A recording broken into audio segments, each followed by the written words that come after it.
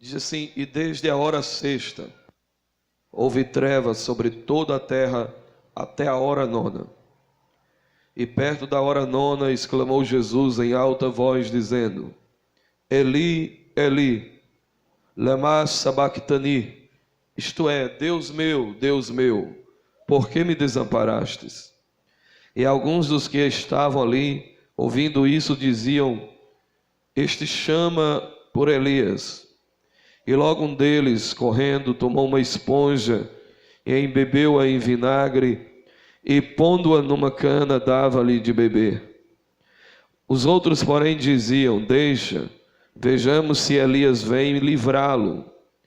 E Jesus, clamando outra vez com grande voz, entregou o Espírito. E eis que o véu do templo se rasgou em dois de alto a baixo, e tremeu a terra, e fenderam-se as pedras, e abriram-se os sepulcros, e muitos corpos de santos que dormiam foram ressuscitados. E saindo dos sepulcros depois da ressurreição dele, entraram na cidade santa e apareceram a muitos. E o centurião e os que com ele guardavam a Jesus, vendo o terremoto e as coisas que haviam sucedido, tiveram grande temor e disseram: verdadeiramente este era o Filho de Deus.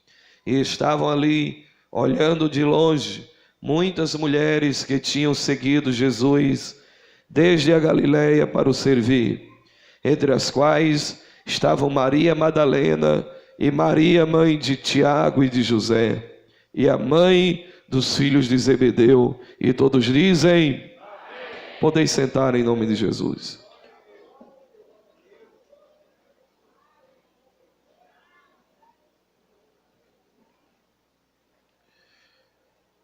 Meus queridos irmãos e amigos, ouvintes da palavra de Deus, o monte da consolação é o Calvário. O monte da vida é o Calvário. O monte da esperança é o Calvário. Em meio à parturiente dor e sofrimento de Cristo, podemos aprender que no lugar mais horripilante, no dia mais horrendo e no lugar mais seco, a graça cravou a sua fonte mais profunda. Estamos aqui hoje bebendo e recebendo daquilo que Jesus realizou na cruz do Calvário. O Calvário é uma história de amor, é uma história de graça, uma história de perdão, é uma história de compaixão, é uma história de misericórdia. O Calvário é o ponto focal, é o ápice, é o colorário da grandeza do Evangelho. Não existe Evangelho sem o Calvário. Não existe pavor ao inferno se não estivermos envoltos do significado do Calvário. Não existe vitória sobre pecado se não for mediante a compreensão do Calvário. Não existe a destruição e destronamento de todos os poderes malévolos se não for através da compreensão do Calvário, onde 3 homens foram crucificados. Mas entre esses 3 homens estava um. Entre esses 3 estava aquele que de braços e mãos cravados tem poder para solucionar os mais terríveis dilemas da existência de qualquer ser humano. O nome dele é Jesus Cristo de Nazaré. Quando eu olho para esta cena, algumas coisas vêm na minha cabeça e eu queria compartilhar assim, do jeito que eu estou falando hoje. Não dá para fazer de outro jeito hoje, mas eu queria que vocês prestassem muito atenção no significado da morte de Jesus, nos efeitos da cruz, nos efeitos do Calvário. Jesus está morrendo, ele está nos seus últimos instantes. E de repente ele dá um brado, dizendo que está consumado.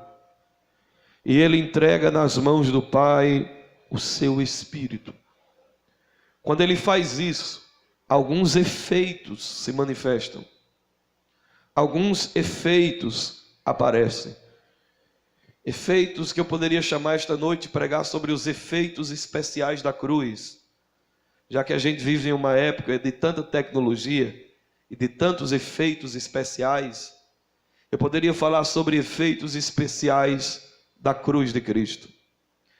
Mas os efeitos que a cruz produziu, eles foram simbólicos e eles ecoam muito mais do que sendo algo pontuado na história. Eles têm a sua redundância, eles têm a sua prevalência sobre a história em muitos sentidos. Quando Jesus grita, está consumado, a primeira coisa que acontece, diz a Bíblia, é que o véu do santuário se rasgou. Você pode repetir isso comigo? O véu do santuário. Foi fraco, diga assim, o véu do santuário se rasgou. Olhe para o seu irmão e diga para ele, o véu do santuário se rasgou. Perceba que quando o homem foi criado no paraíso, ele recebe lá no Éden privilégios de Deus. Mas quando este homem peca contra Deus, a Escritura Sagrada diz que ele é expulso do Éden, ele é expulso do paraíso. E o que é que acontece? É que o paraíso tem a sua porta fechada. A Bíblia diz que Deus colocou 2 querubins com espadas desembainhadas, e aqueles querubins guardavam a entrada do paraíso, de tal maneira que, por via do conhecimento do bem e do mal que Adão havia adquirido, ele jamais poderia pôr sua cabeça de novo, nem sequer dar uma olhadela para dentro do paraíso, porque se ele fizesse isso, ele teria talvez a sua cabeça arrancada pela espada do querubim.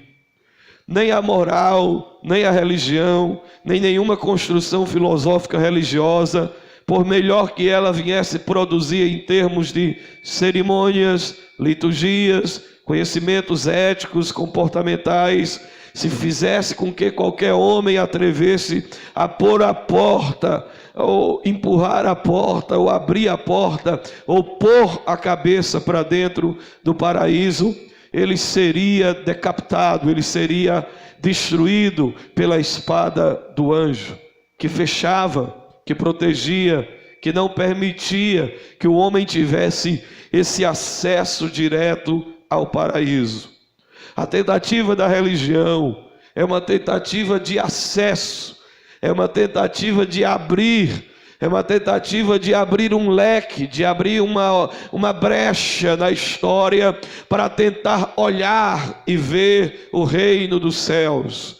Você vê tantos patriarcas, como a religião judaica, tentando através das suas liturgias, homilias, cerimoniais, sacrifícios, tentar se achegar e abrir um leque na história para dar uma olhada para o reino de Deus. Mas tudo que eles têm é apenas simbologias, é tipos, é figuras e é sombras, porque a religião, o máximo que ela podia dar era apenas hipérboles, coisas figuradas. E uma delas a respeito do que existe lá em cima e que foi estabelecida como figuras e como sombras das coisas futuras, é a figura do tabernáculo, é a figura do templo, onde uma vez por ano, o sumo sacerdote entrava no Santo dos Santos, levando ele e apresentando ele a Deus o pecado não somente dele, mas o pecado também de todo o povo. E antes de entrar no Santo dos Santos, os judeus dizem que aquele sacerdote passava a noite acordado, não podia dormir, para não ter sonhos ruins, amarrava-se uma corda na sua cintura, e os amigos ficavam do lado de fora segurando, e ele passava pela mesa do sacrifício, ele passava pela pia de bronze, ele passava pelo altar do incenso para entrar perfumado, Ele entrava com incensário na mão, com fumaça, para que a sua carne não aparecesse diante da divindade. Ele entrava com as suas mãos manchadas de sangue, e quando ele passava aquele véu que separava o lugar santo do Santíssimo, ele entrava no Santo dos Santos dizendo: Deus, não me mate, Deus, não me mate, Deus, não me mate. E ali oferecia, mas de maneira que o povo ficava do lado de fora e ninguém mais tinha acesso. Só quem tinha aquele acesso era o sumo sacerdote, que tinha que ficar ano após ano entrando ali e oferecendo pelo pecado dele e do povo. O máximo que o povo consegue ver são lampejos, por exemplo, de Deus falando com Moisés em uma nuvem escura, mas nada dá para ver.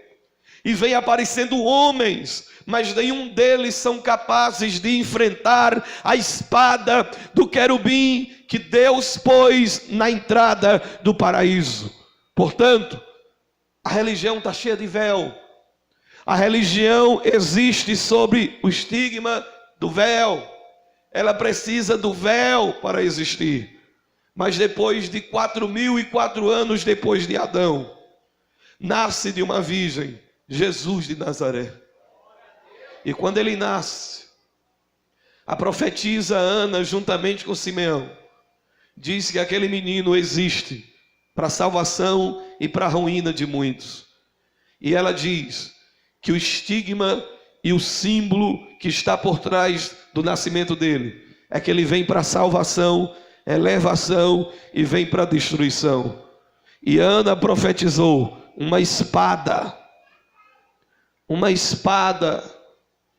transpassará a sua alma.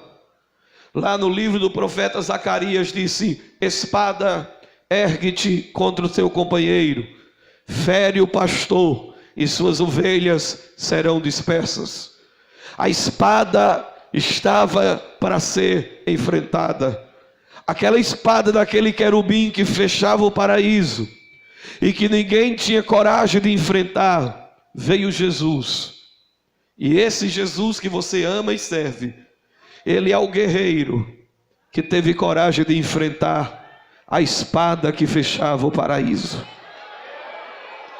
Ele é aquele que veio para abrir o que ninguém conseguia abrir, para rasgar o que ninguém conseguia rasgar. E ele enfrentou a espada, ele enfrentou a cruz, ele enfrentou os cravos, ele enfrentou os chicotes, ele enfrentou a fúria do inimigo. E a Bíblia Sagrada diz que ele foi ferido de Deus e oprimido. E tudo que vocês possam imaginar que a dor é capaz de produzir, veio sobre Jesus de Nazaré. É por isso que nós não pregamos Moisés, porque Moisés não podia enfrentar a cruz, Sansão não podia enfrentar a cruz, Davi não podia enfrentar a cruz, mas Jesus enfrentou a cruz e removeu a espada que estava destinada a destruir qualquer um que tentasse se achegar a Deus por meio de religião, de boas obras, de avanços mentais ou transcendentais. De outras formas, qualquer um que viesse iria morrer, porque a espada da justiça de Deus estava apontada contra o homem que se fez inimigo de Deus por causa da sua desobediência. Mas ele veio, pegou os meus e os teus pecados e colocou sobre si e disse: fique aí, não ouse levantar, porque quem vai sou eu, quem vai enfrentar sou eu. Por incrível que pareça, teve um doido que quis ir com ele. Teve um maluco que quis ir com ele. Ele disse: não vem não, aqui a barra é pesada, quem vai sou eu. Não, eu vou contigo. Não vem não, fica aí que não vai dar certo. A barra é pesada, a espada quem vai enfrentar sou eu. Não, eu estou pronto para ir contigo até o inferno. Você não está pronto para ir coisa nenhuma. Antes que o galo cante 3 vezes, tu me negarás. E quando chegou a hora, Pedro puxou espada e arrotou bravata e disse que ia enfrentar tudo, mas ele não aguentou nem a madrugada, ele não aguentou nem a hora da escuridão. Quando a coisa apertou-se, ele foi aquietar-se no fogo daqueles que negam e traem Jesus. E quando perguntado sobre a quem ele pertencia, ele disse: eu não conheço Jesus, eu não conheço Jesus, eu não conheço Jesus. O galo cantou, Jesus olhou para ele com aquele olhar sereno, como se estivesse dizendo: eu sabia que você não aguentava, assim como ele sabe que você por você mesmo não aguenta, assim como ele sabe que ninguém por si mesmo pode salvar-se. Então o homem que é incapaz de achegar-se aos céus fez com que um Deus amoroso descesse do céu e viesse à terra e enfrentasse a espada do próprio Deus. Porque a cruz não é Deus enfrentando o diabo, a cruz é Deus enfrentando Deus, para Deus me livrar de Deus, para o Deus de amor me livrar do juízo do Deus irado, para o Deus da misericórdia me livrar do Deus do juízo. E assim se cumpria a profecia de Jó, que disse: eu constituo Deus como meu advogado contra Deus. E a cruz é Deus me defendendo de Deus, e o resultado é que toda a ira da espada que estava destinada a mim e a você, Jesus disse: sai do meio, que eu vou entrar na tua frente e vou absolver o juízo em mim. E lá do alto do Gólgota, ele gritou: está consumado. Era fim de tarde, a Páscoa chegando, dia do perdão. O sacerdote, diz alguns historiadores, já estava pronto para entrar no Santo dos Santos e oferecer o sacrifício da tarde. Parece que eu estou vendo aquele sacerdote, o Anás ou o Caifás, era para ser só um, mas como eles estavam corrompidos, tinham 2. Vamos entrar. O cordeiro já estava lá amarradinho, uma ovelhinha prestes a morrer. Mas quando ele bradou, lá no alto da colina da caveira: está consumado. Lá dentro do Santo dos Santos, Flávio Joséfo conta que aquele pano do Santo dos Santos teria que colocar nem com 20 homens do lado e 21 homens do outro conseguiriam rasgar aquele véu, de tão espesso, de tão duro que ele era. Mas quando Jesus gritou: está consumado, a Bíblia diz que não foi de baixo para cima. Nada acontece de baixo para cima, tudo acontece de cima para baixo. A Bíblia diz que de alto para baixo.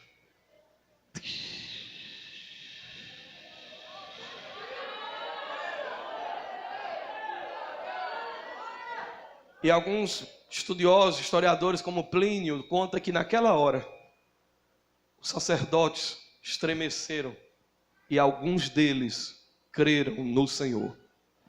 E aquele carneirinho que estava prestes a morrer se soltou e saiu correndo.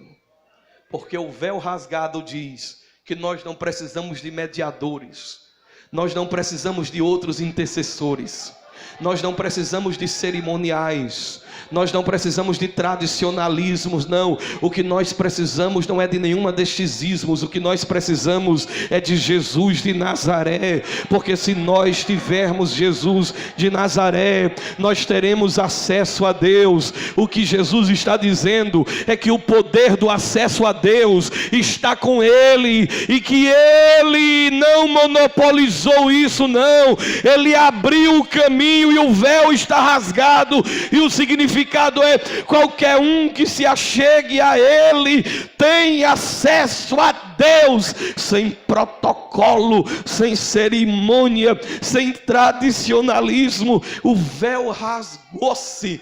Anás e Caifás pode procurar outro emprego, pode procurar fazer outra coisa, porque agora a salvação não é por meio de produções religiosas, ela já foi conquistada por Jesus na cruz do Calvário, e todo aquele que nele crê não perecerá, mas terá a vida eterna. Você pode aplaudir a Jesus por isso? Aplauda.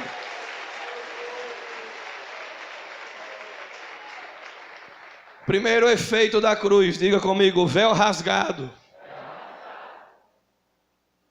Olhe para o seu irmão e diga para ele: solta essa linha.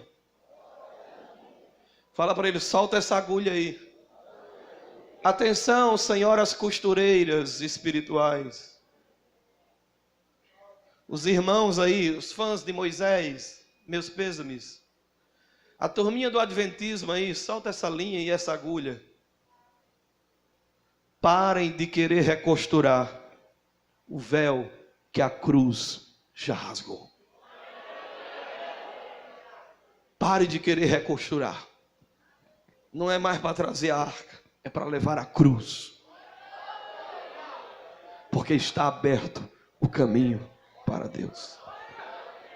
O segundo efeito da cruz é que primeiro diz que rasgou-se o véu em dois, de alto a baixo. Tremeu a terra, diga comigo: tremeu a terra. Foi fraco, diga: tremeu a terra. O que é que isso significa? Significa que a cruz, ela atinge a esfera de toda a natureza, não apenas no que diz respeito à redenção humana, mas à redenção da própria terra.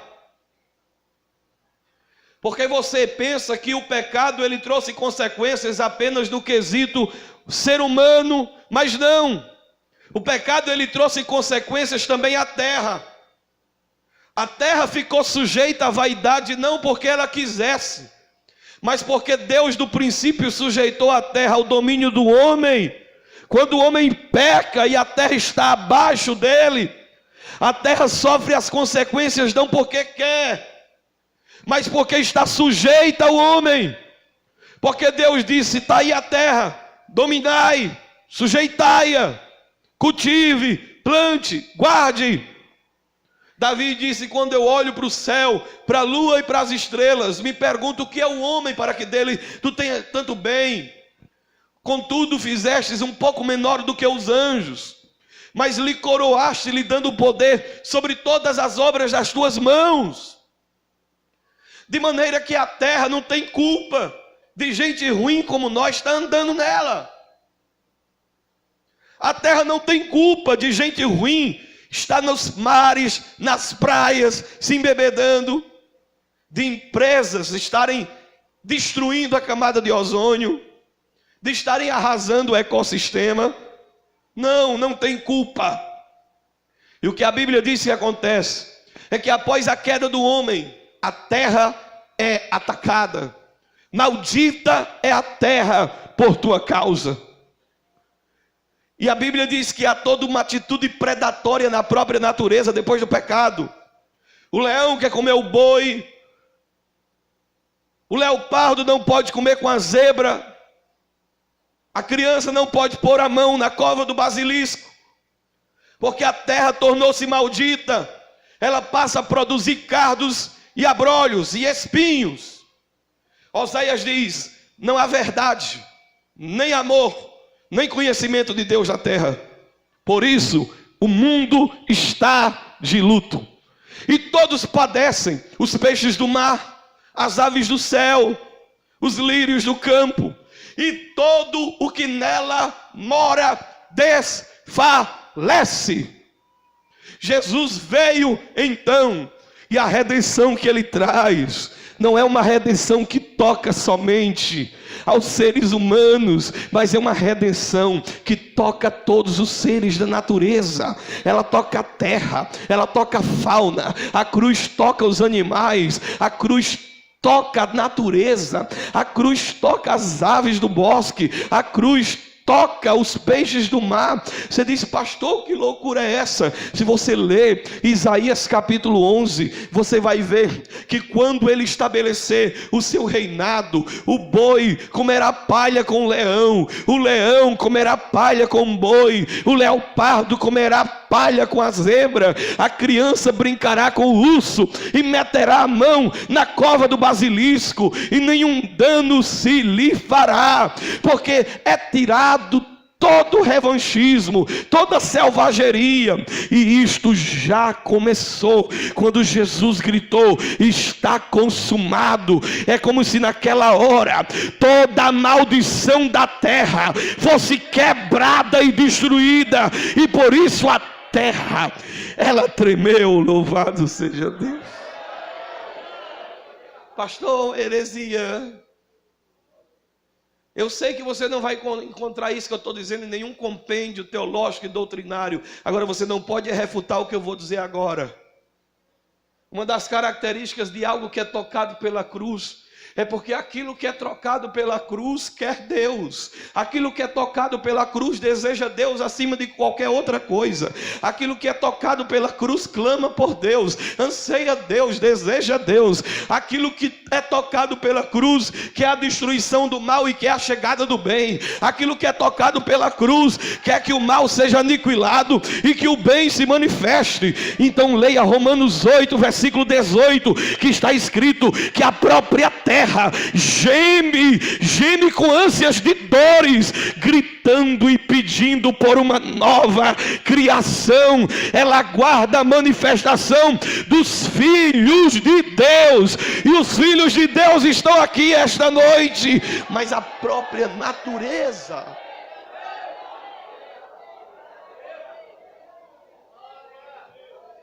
Paulo diz que a própria natureza está dizendo assim, ó: vem logo, tira essa ruindade daqui e traz logo os teus filhos. Eu estou esperando a manifestação dos teus filhos, porque a própria terra e natureza espera a manifestação dos filhos de Deus, esperando que ela mesma será transformada. Alô? Diga comigo: ela já é o que ainda vai ser, mas ainda não é. Mas quando ele vier, ela será como ele quer. Diga: eu já sou o que ainda vou ser, mas ainda não sou o que já sou, porque ele ainda não se manifestou. Mas quando ele se manifestar, eu serei como ele é.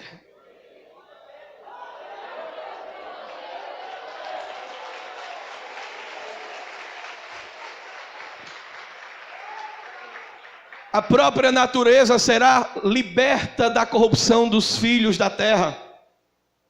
Ela aguarda a manifestação dos filhos de Deus. E a Bíblia diz que no milênio, toda a terra, ela será aplanada. Será tirado todos os acidentes da terra. Não haverá nem montes, nem vales. Ela será plana. E nós estaremos para sempre com o Senhor 1000 anos. Você pode dizer comigo: a cruz tocou a terra. De maneira que quando você se converte, quando você aceita Jesus de verdade, há uma reconciliação não apenas com Deus, há uma reconciliação de você com o próximo, de você com Deus, de você consigo mesmo e de você com a vida.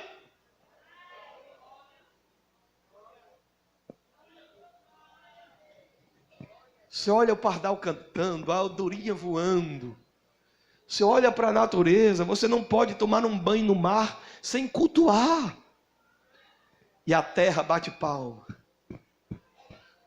Esse aí é filho do Altíssimo. Esse aí me faz me sentir bem. E você diz, mas pastor, o senhor está cada vez mais ficando louco. De onde foi que o senhor tirou isso? Eu tirei sentado ali, atribulado com o sonho, Deus me dando a mensagem. Eu disse, bom, eu vou só ficar falando lá, Senhor, tu faz alguma coisa. E Ele me deu essa mensagem. E sabe o que é que diz em Isaías 55? Quando diz que eu vou me converter ao Senhor, eu busco ao Senhor e me converto, Ele me transforma. Sabe o que é que a Bíblia diz em Isaías 55, versículo 12? Após a conversão, quando eu abandono os meus pecados, os meus caminhos ruins e me converto ao Senhor, Isaías 55, versículo 12 diz: porque com alegria saireis e em paz sereis guiados, e os montes e os outeiros exclamarão de prazer perante a tua face, e todas as árvores do campo baterão palmas. E onde você passar, em lugar de espinheiro, crescerá a faia, em lugar de sarça, crescerá a murta, e isso será para o Senhor por nome, por sinal eterno, que nunca se apagará. Aplaude a Jesus de Nazaré.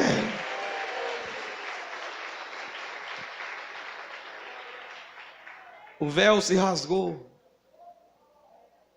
Oh glória! A terra tremeu. Fenderam-se as pedras. Você pode dizer comigo, fenderam-se as pedras. Que efeito é esse? Você pode dizer comigo, fenderam-se as pedras. Diga para o seu irmão, me ajuda aí, dê uma ajudiazinha aí hoje aí, vai. Diga, fenderam-se as pedras. Ele fala para ele, sabe o que é que isso significa? No original aqui é fenderam-se as rochas. Quem tem familiares aí que são duros? Alô? Familiares duros, que fala mal de crente, que critica, que fala mal de igreja, diz que os pastores são tudo ladrão, se bem que tem muito ladrão por aí de fato mesmo. Infelizmente. Mas me diga uma coisa, sabe aquele marido ruim, que parece que não entra, os demônios não entram nele, ele entra dentro dos demônios e os demônios ficam endemoniados? Sabe aquela pessoa ruim que tu diz, esse aí é um infeliz, sabe? A cruz tocou as pedras.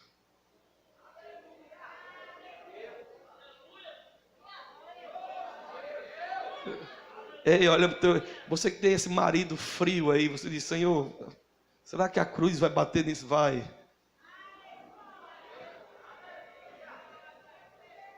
Ele vai abrir uma fenda nas rochas.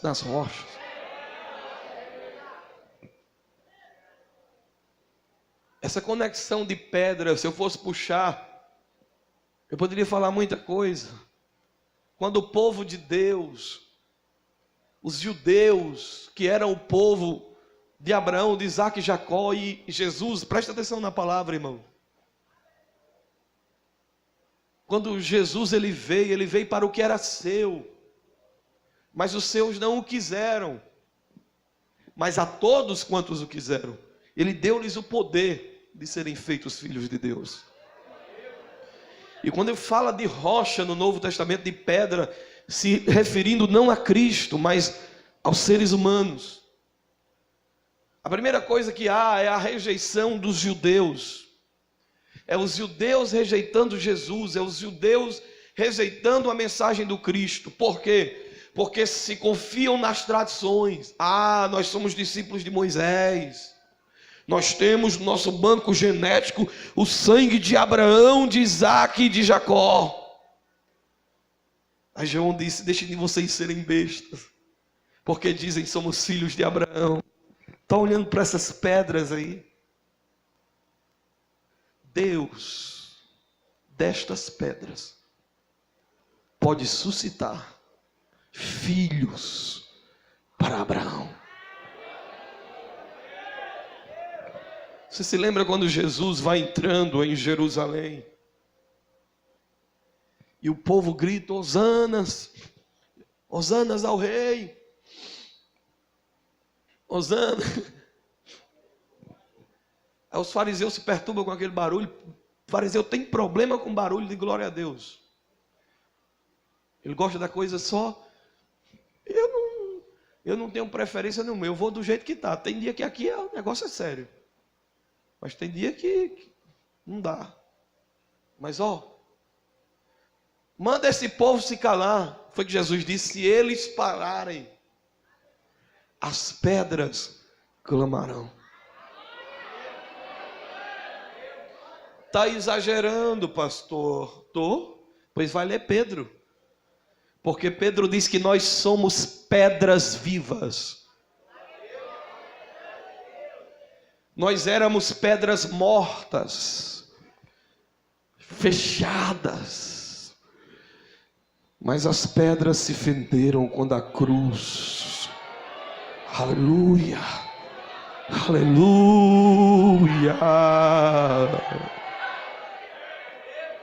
Glória a Deus. Glória a Deus.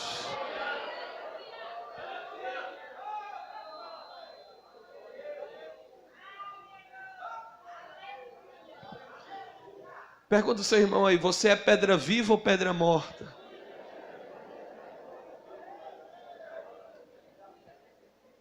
Eu prefiro ser uma pedra viva do que ser um ser humano confiante apenas em linhagens genéticas ou ascensões hereditárias. Eu quero ser essa pedra que a cruz bateu e fendeu-se. Fenderam-se as rochas. Sabe o que é que isso significa? Não há coração duro para Jesus de Nazaré. Não há ninguém que resista à graça de Deus. A graça é irresistível. A graça de Deus é irresistível.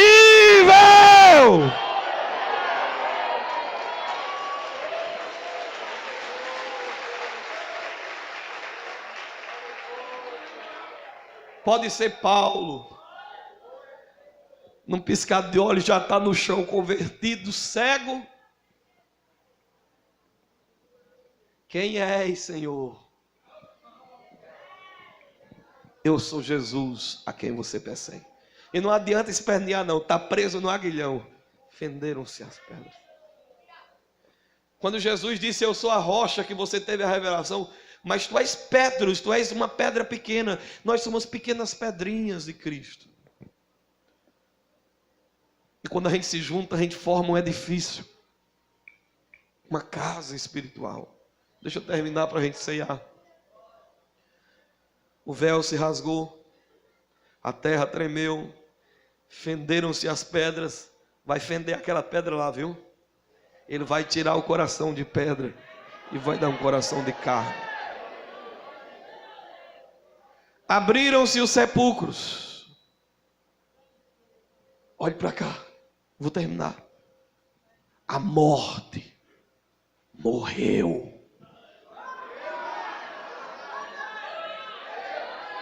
A morte morreu.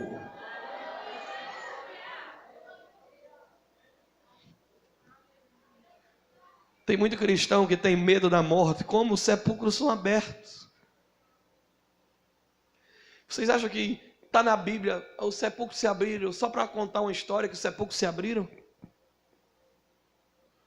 Não, ele atingiu a morte. Quando ele gritou: está consumado! As pedras e o sepulcro.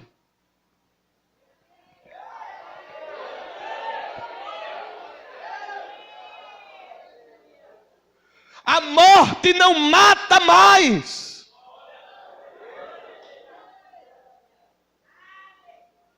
Quem crê em mim nunca morrerá.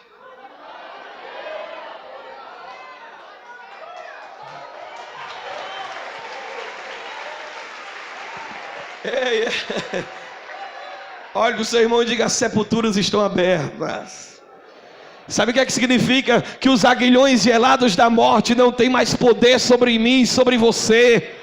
Que a morte não me domina mais. A Bíblia não diz que está sobre mim mais o medo da morte. E Hebreus 4 diz que Ele tirou o poder daquele que tinha o poder da morte, a saber, o diabo. E diz a Bíblia que Ele é quem tem as chaves da morte. É Ele quem tem a chave da morte e do inferno. Aplauda Jesus de Nazaré.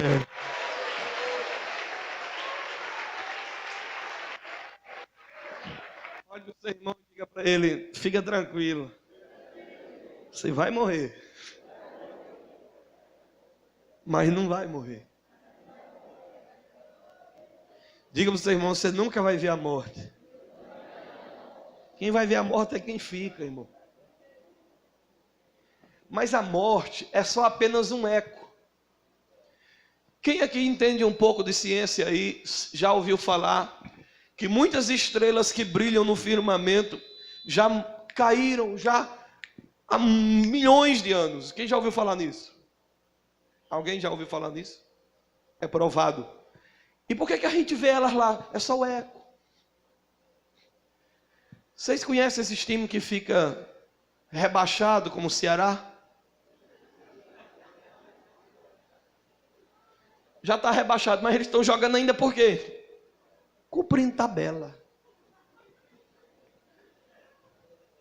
Jesus mudou o destino da morte. A partir de hoje, morte, você não mata mais ninguém. Mas eu ainda não vou pisar você, não. Eu vou usar você. Você vai ser um veículo, um cavalo, uma carruagem. Que eu digo: vá lá, pegue meu servo, pegue minha serva e traga ele ao paraíso. É por isso que em morte de incrédulo, é a pessoa morrendo e ai meu Deus do céu, está morrendo.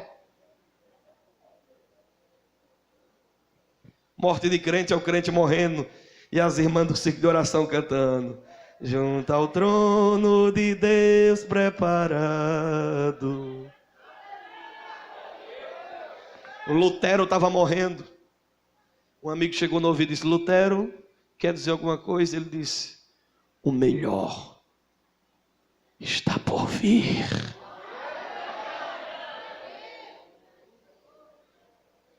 Chegaram para o Dwight Lyman Moody e disseram: vamos orar por você para Jesus lhe curar. Ele disse: não ore. Por que, Moody? Ele disse: a carruagem que vai me levar já chegou. Os sepulcros perderam o guarda da morte. Foi removido. Estão abertos. Por isso Davi disse: Ele não deixará minha alma no Hades. Ele não deixará minha alma na morte. Nem que os seus santos vejam a corrupção. A simbologia de uma sepultura aberta é nos dizendo que quem crê em Cristo está livre da morte eterna. Que ninguém fica na sepultura. Quem crê em Jesus. Olha o seu irmão e diga: você não vai ficar na sepultura. Ei, quem fica é teu corpo. Essa carne velha que tu passa creme, gel, maquiagem, pó de todo jeito. Tem umas que exagera, parece o Bozo. Os bichos vão comer, e daí?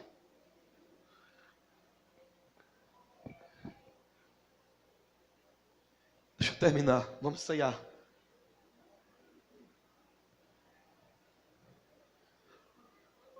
E apareceu muitos corpos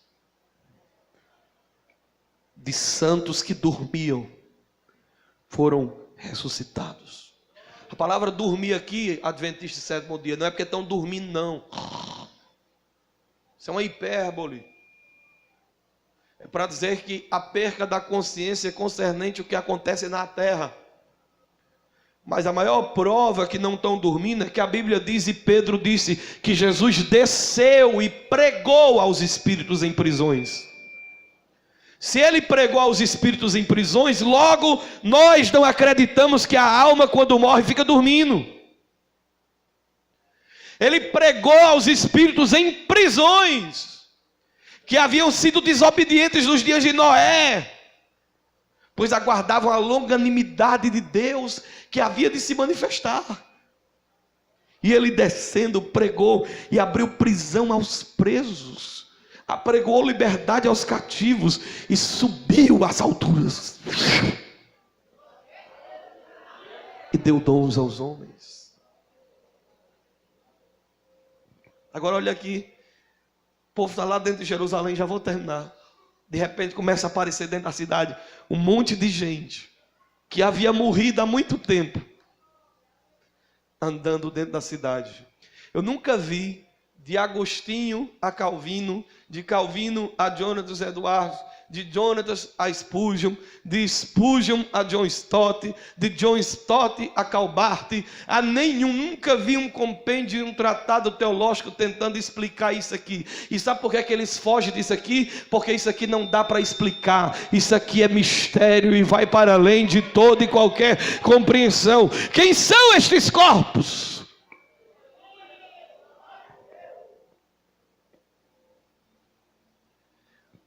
Sabe o que é que a cruz revela? E eu fecho a Bíblia para terminar. É que o amor de Deus tem dimensões que estão para além de toda compreensão. Você pode dizer comigo, amor de Deus tem dimensões que estão para além da compreensão.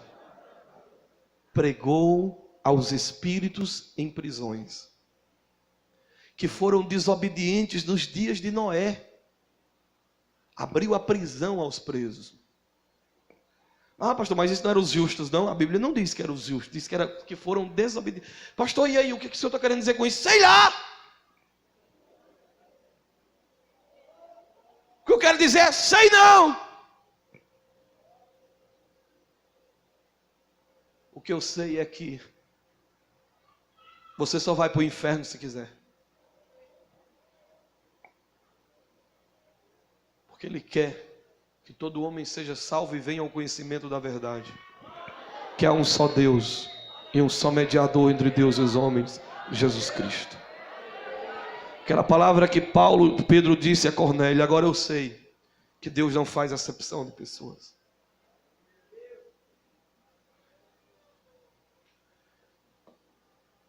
Tem uns que entram, tem outros que Deus manda forçar a entrar. Tem uns que são chamados. Tem uns que recebem a semente. A semente do próprio Deus. Mas eu creio que esses que receberam a semente original da eleição, que foram chamados antes da fundação do mundo, receberam esta semente. E podem espalhá-la. Porque ele disse, eu colho de onde eu não plantei. Eu colho de onde eu não plantei. Tem gente que aqui, não, ele plantou em você. Tem gente aqui que foi plantada, é eleito, foi predestinado antes da fundação do mundo, acabou-se. Plantou a semente. Mas quem recebeu essa semente recebeu um ministério. E Paulo disse que nós recebemos o ministério da reconciliação. E anunciamos a todos os homens que se arrependam e creiam no Evangelho. E aí vai ter gente que ele vai chegar e vai dizer assim, ei, eu vou colher de você porque eu plantei em você. Mas quem são esses aqui? Não, esses aqui foi que eu peguei a semente e joguei neles. Muito bem, eu vou colher de onde eu não plantei. O que eu estou querendo dizer é, não limite o Evangelho. Não o coloque dentro de uma caixa de sapato e coloca Deus dentro de uma definiçãozinha, seja ela qual for. Ele está para além de toda a compreensão. Ele está para além de todo entendimento. Ele não pode ser dissecado, ele não é objeto de autópsias humanas. Ele é Deus que faz o que quer, do jeito que quer, porque Ele é Senhor dos céus e da terra. Ele é o Deus do universo, que faz corpos de santos entrarem ressurretos. Mas pastor, não vou ressuscitar só quando a trombeta tocar? Como é que pode isso aqui? Sei lá. Vai dormir com a zoada. O que eu sei é, não bote ninguém no inferno. Não diga que ninguém está, fulano se matou, morreu, foi para o inferno. Não diga isso. Você não sabe. De repente tu vai olhar e vai... Primeira pessoa que tu vai ver no céu são ladrões e prostitutas. Oxe, os ladrões e a prostituta já chegaram. E tu vai procurar os filhos do reino e vai vê-los do lado de fora, dizendo, deixa entrar. Tu ensinou nas nossas ruas. Tu comeu nas nossas casas. Eu não conheço vocês. Mas virão do Ocidente e do Oriente. Virão do Ocidente e do Oriente. Que hoje parece não se baterem, até porque o Oriente tem as manias dele, o Ocidental tem a deles e não se bate.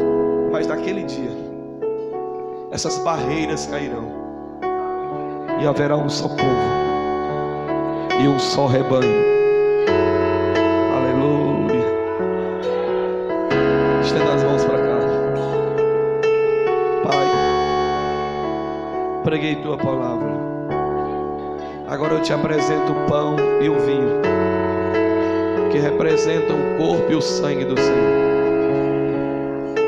Senhor, que esta ceia de hoje à noite seja um marco na nossa vida. Tira de quem quer que seja todo sentimento de culpa. Tira de quem quer que seja todo e qualquer sentimento de inadequação, porque o Calvário